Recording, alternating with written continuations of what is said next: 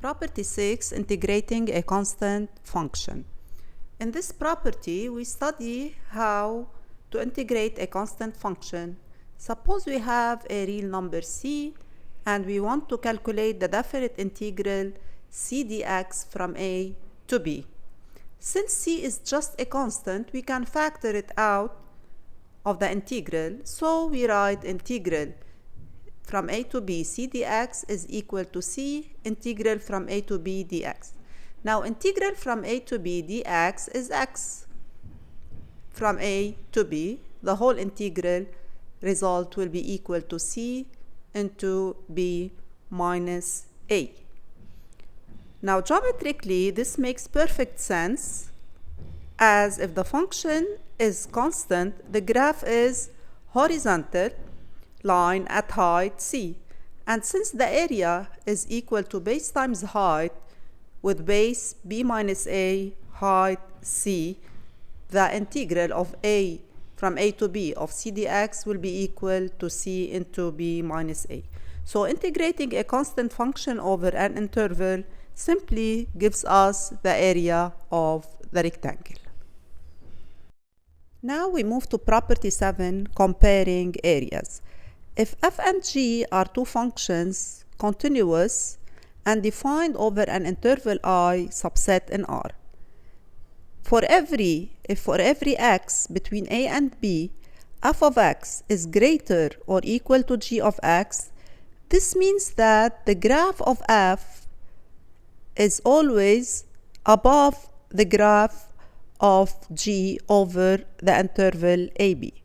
Geometrically, this is very important. Now, since f is greater than or equal to g, so f of x is always greater or equal to g of x, then the area under the curve f of x from a to b is always greater than the area under the curve g of x from a to b. So simply, if one function is always above the another, its definite integral is also greater. In property 8, let's study the integral of a bounded function. Now suppose that for every x between a and b, we have f of x between a lower line m and an upper line m. As you can see in the graph, f is between lower line m and upper line m if x is between a and b. So geometrically, the curve never goes below m if x is between a and b, and never goes above capital M if x is between a and b. Now let us think about the area. So if the function is always at least m, the area under the curve must be at least the area of the rectangle with base b minus a and height m. This rectangle is of height m, and this is the height m and base b minus a.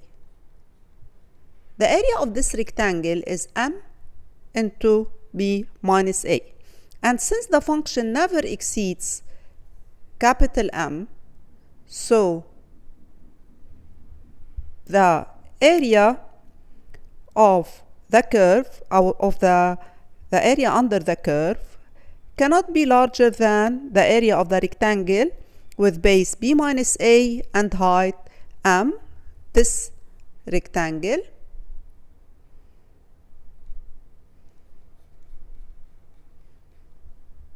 So this rectangle has an area capital M b minus a. So the definite integral, so if f of x is between small m and capital M, this is lower bound and this is upper bound. Let's integrate. Integral f of x dx from a to b is integral m dx from a to b, integral m dx from a to b. Now m can be factored out, dx. Also m can be factored out, capital M, dx. So integral f of x dx is between m integral dx from a to b and capital M integral dx from a to b, which is mx. This is mx. Integral f of x dx, mx from a to b, mx from a to b. So integral f of x dx from a to b is between m b minus a, which is the area of the rectangle with height m and width b minus a, and m b minus a, which is the area of the rectangle with height capital M and width b minus a.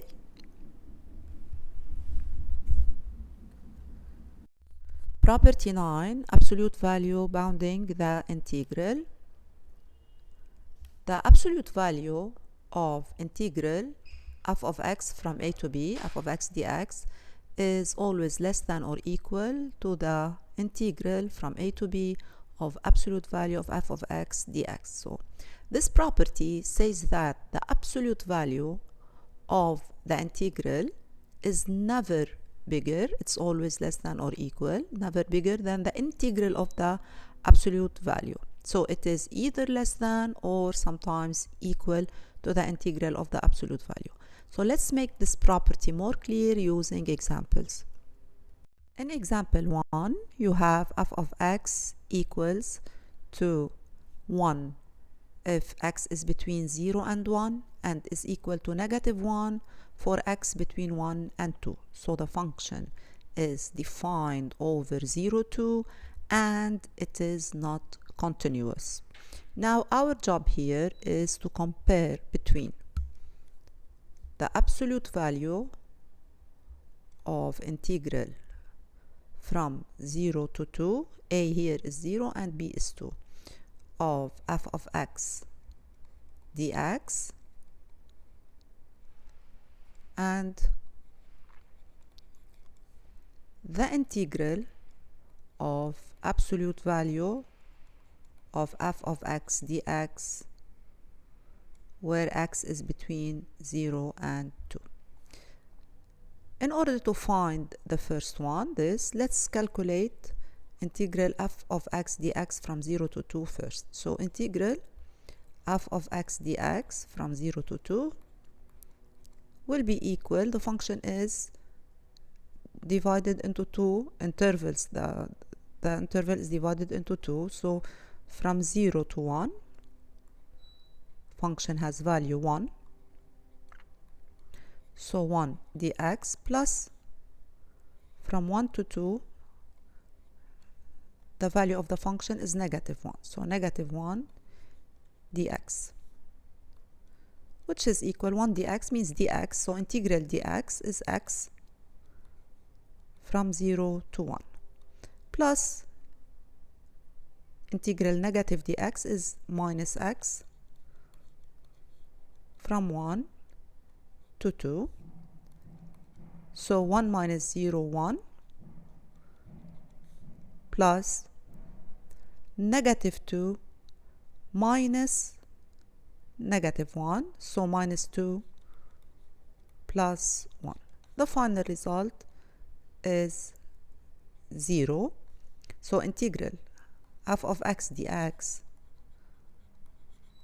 from 0 to 2 is equal to 0, which means that the absolute value from 0 to 2 of f of x dx is absolute 0, so 0.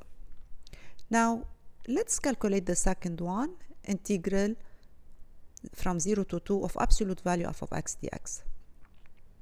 So from 0 to 2 absolute f of x dx is equal to, from 0 to 1, the function is different into intervals. So from 0 to 1, it's absolute 1 dx. You are finding absolute f of x here, the integral of absolute f of x. So absolute 1 dx plus from 1 to 2, absolute negative 1 dx. So from 0 to 1, absolute 1 is 1, so dx plus from 1 to 2, absolute negative 1 is also 1, so dx. X from 0 to 1, integral dx is x, plus x from 1 to 2. 1 minus 0 is 1, 2 minus 1 is 1, so the final result is 2. This is integral. I think the comparison is clear.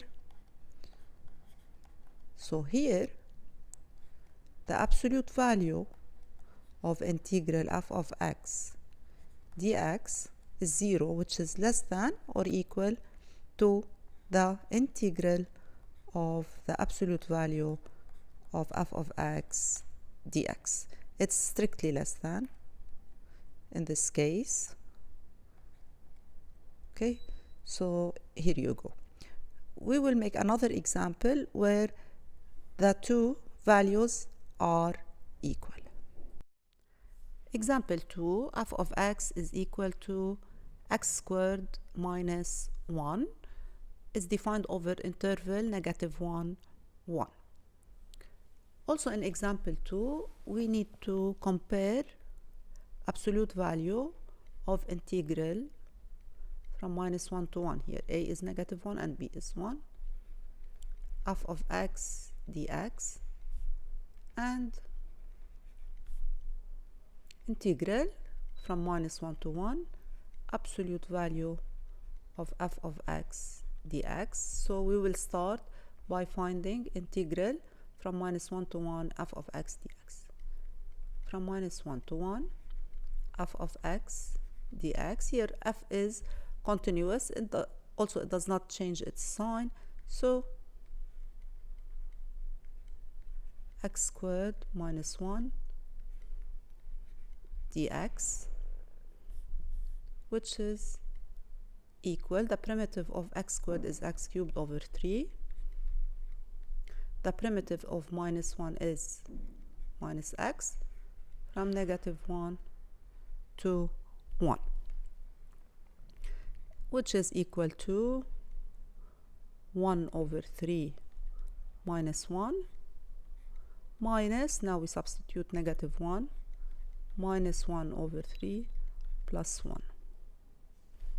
So minus 2 over 3 minus 2 over 3 minus 4 over 3.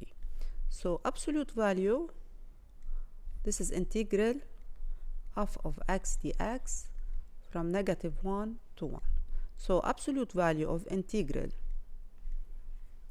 f of x dx is equal to absolute minus 4 over 3, which is 4 over 3. Now we move to find integral absolute f of x dx, which is absolute x squared minus 1 dx. Now we need to know the sign of x squared minus 1 between minus 1 and 1. So if x squared minus 1 is 0, so x is negative 1 or x is 1. So x minus 1, 1, x squared minus 1, positive, negative, positive. So between negative 1 and 1, x squared minus 1 is negative. So the absolute value, we will flip the signs. It will be equal to minus x squared plus 1 dx. Okay. Primitives, x cubed over 3, x from -1 to 1. We substitute 1 minus 1 over 3 plus 1 minus 1 over 3 minus 1. So it's 2 over 3 plus 2 over 3. It is 4 over 3. So here is the case of equality. This is so integral f of x dx, absolute value from -1 to 1. In this case, it's the case of equality because f does not change the sign on the interval. So absolute value of f of x dx from -1 to 1 will be equal to integral of absolute value of f of x dx.